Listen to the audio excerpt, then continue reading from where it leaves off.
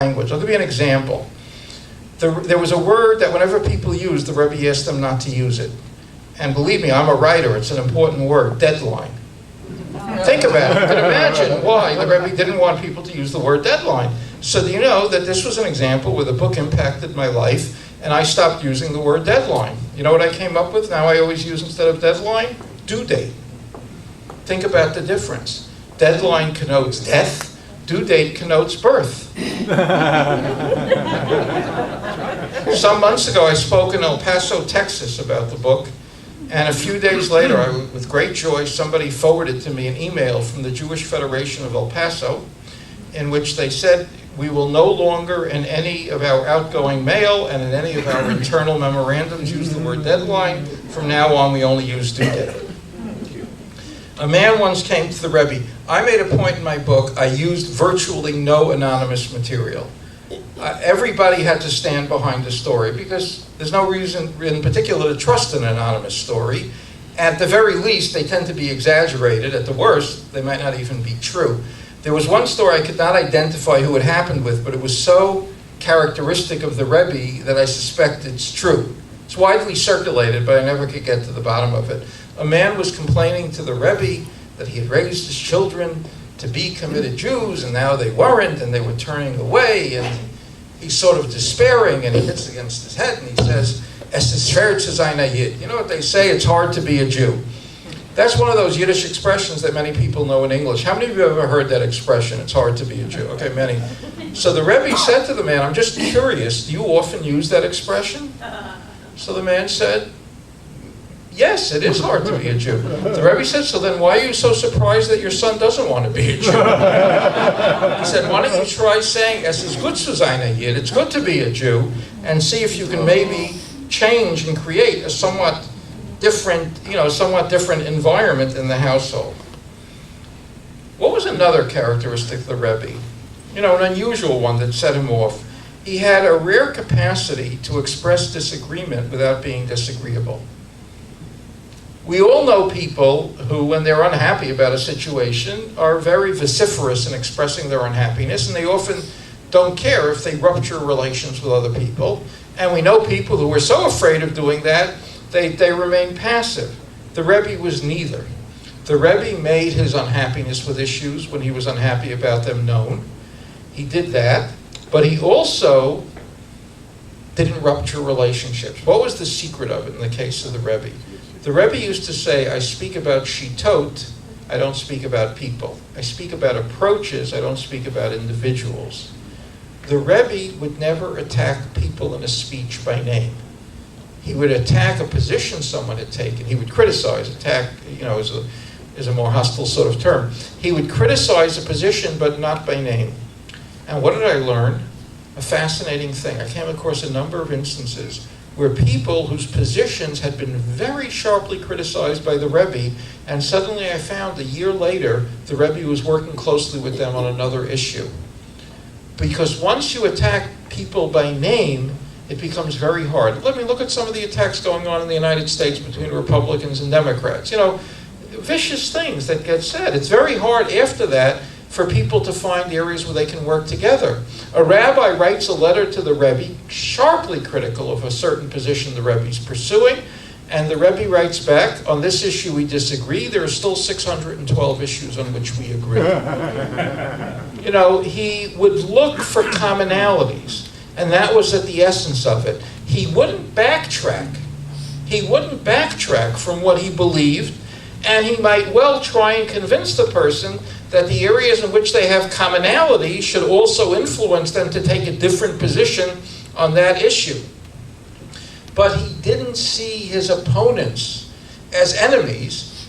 He saw them as having a differing view on that, and that didn't diminish the need to show respect and affection to them. So he had this rare, unusual capacity to express disagreement, as I put it, without being disagreeable. I'm just checking my timing here. Did you say 2 hours or 2.5? Okay, I have only a few more minutes. Let me give another area. I'm going to start to use an expression. If you've read, how many of you have read my book? Okay, a lot, so that's intimidating, because I can't repeat too much material. Okay, if you know the answer for my book, don't call it out. But there was a common expression we learned when we were kids growing up. Anything worth doing is worth doing well. Somebody said worth doing badly? Okay. Oh, right, that's Chesterton said that, actually. Yes, Chesterton said that, at least do it somewhat. But, okay, anything worth doing is worth doing well. The Rebbe's approach was anything worth doing is worth doing now. Shopsy Katz, a rabbi from Pretoria, South Africa, visits the Rebbe.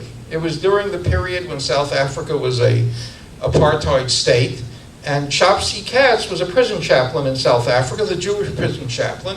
Many of the Jews who were in prison in South Africa were in prison for political offenses. The Rebbe asks him, what are prison conditions like there? And you'll not be surprised to learn they were bad for everybody.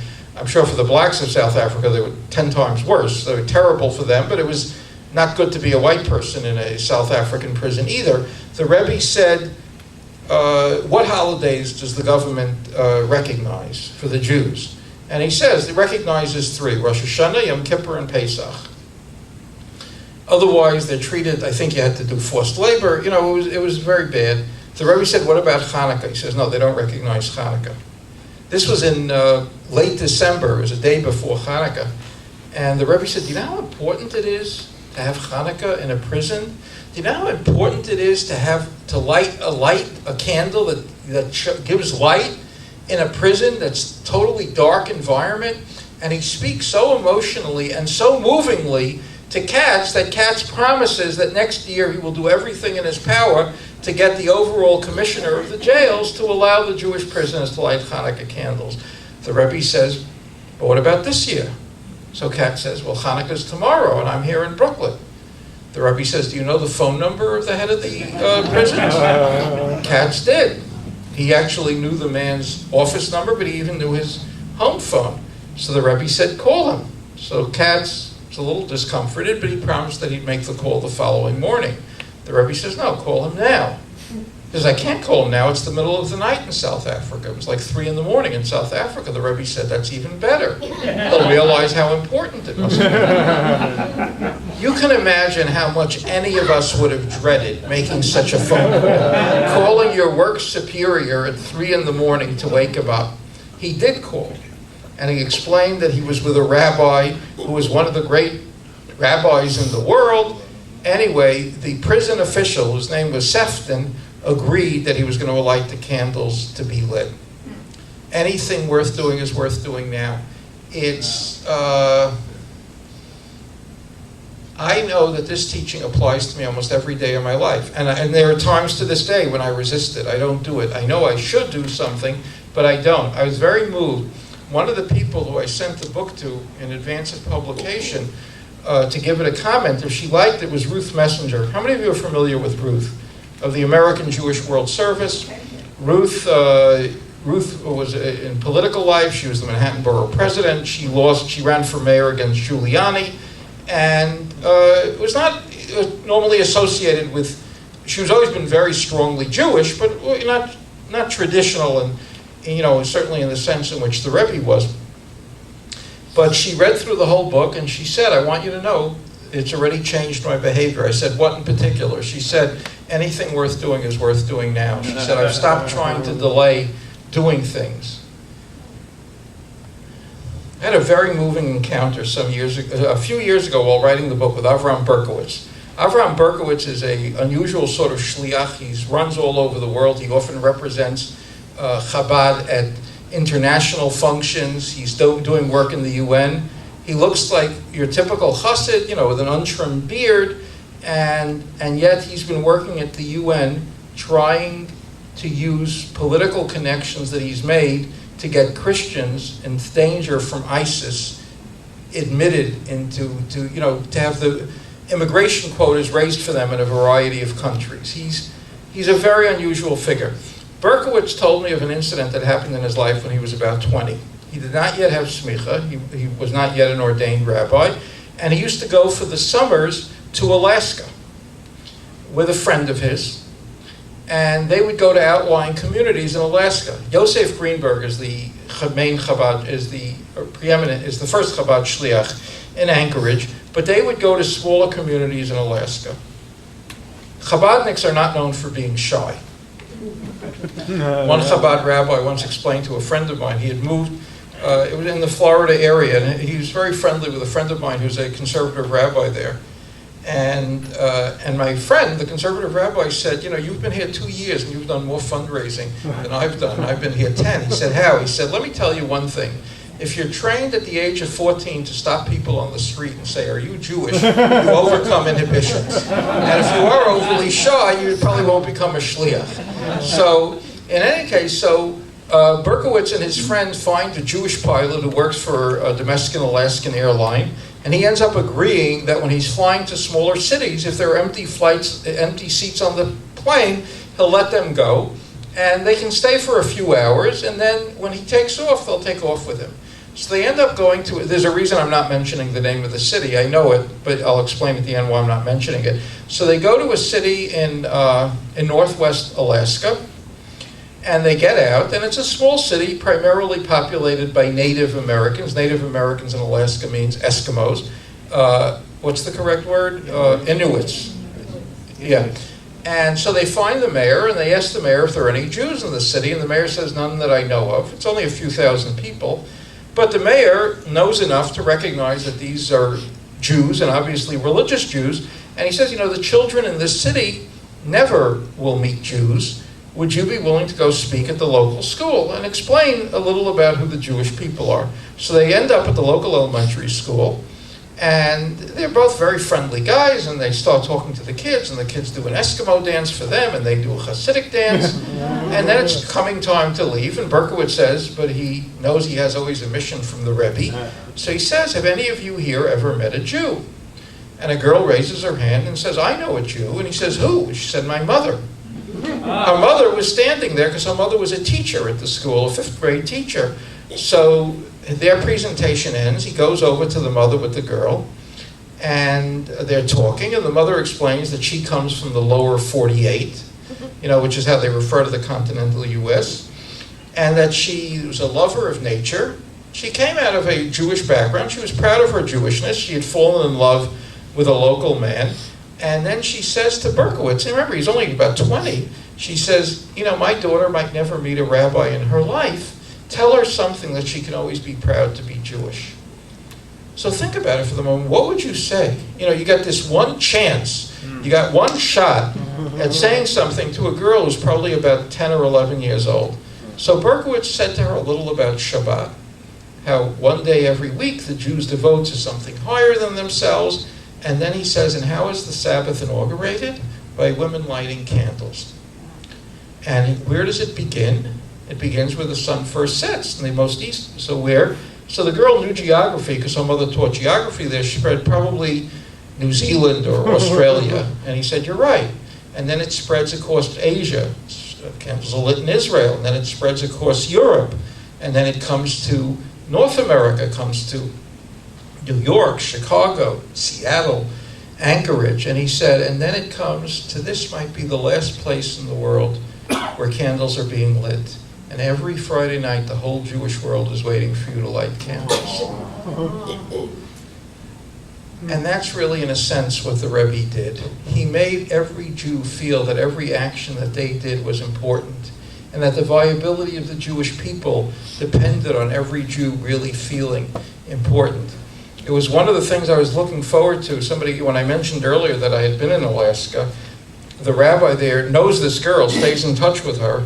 He says not every week, but she still sometimes lights candles, but she's very shy, and that's the reason, I know the girl's name, but that's the reason I'm not allowed to say that or the city, because Berkowitz said to me, he's afraid that if I told the girl's name, every Friday Chabad Shluchim would be calling her. That she had lit candles. But I just wanted to identify some of the themes, not all of them obviously, that I deal with in the book, that can impact us in our own lives. The Rebbe's extraordinary non-judgmental love. His love was offered in an unconditional way. Now that's the meaning of the story. When Rabbi Lau says to him, I'm involved in Kiruv Rechokim, I'm involved in bringing near those who are far away, So the Rebbe said, how do we know who's near? How do we know who's far? He developed this sense of fearlessness in giving people a sense of personal responsibility.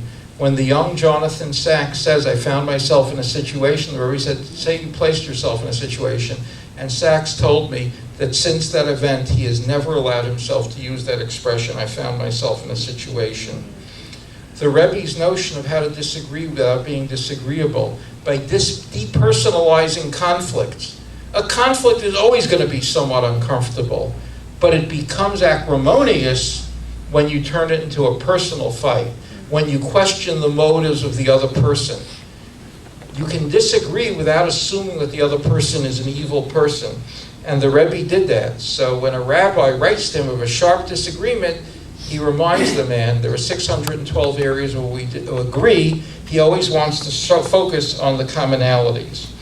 And then this one teaching alone, which has the capacity, I think, to influence all of us in at least one act that you engage in tomorrow, anything worth doing is worth doing now. I started out knowing that the Rebbe was an important figure who exerted an enormous influence in the Hasidic world, in his own community. I quickly came to appreciate what an extraordinary influence he exerted in the Jewish world, but I also came to understand that he exerted an impact and he has teachings relevant, in fact, to the whole world. You know, the Rebbe is the only rabbi who's ever received a Congressional Gold Medal, an act, by the way, that was co-sponsored by two congressmen whose names do not come off the lips together, John Lewis and Newt Gingrich. In fact, when they co-sponsored the resolution, John Lewis said, this is the only issue on which Newt Gingrich and I have ever agreed. So here was really, and in fact, at one point, one of the titles I played with for the book was called A Rebbe for the World. But that really is what I wanted to say about Menachem Mendel Schneerson. Thank you very much.